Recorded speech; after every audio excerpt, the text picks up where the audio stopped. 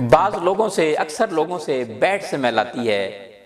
इसकी वजूहात क्या हैं? जब वो चिकन खाते हैं, ये चिकन की बनी हुई चीज़ें खाते हैं, तो साथ वाले महफिल वाले जो किसी गाड़ी में आप बैठे होते हैं, सफ़र कर रहे होते हैं, तो पूरी गाड़ी में उनको एयर फ्रेशनर मारना पड़ता है, परफ्यूम मारना पड़ता है। किसी ड्राइंग रूम में बैठे होते हैं तो दूसरे लोग भी डिस्टर्ब होते हैं। इसकी वजूहात क्या हैं? इसकी वजूहात हैं चिकन की बनी हुई चीज़ें और जंक फूड, चिकन का बना हुआ बारबेक्यू। अगर आप सब्जियां और दालें खाएंगे तो फिर आपको बैड स्मेल आपसे नहीं होगी, बैड स्मेल खारिज नहीं होगी।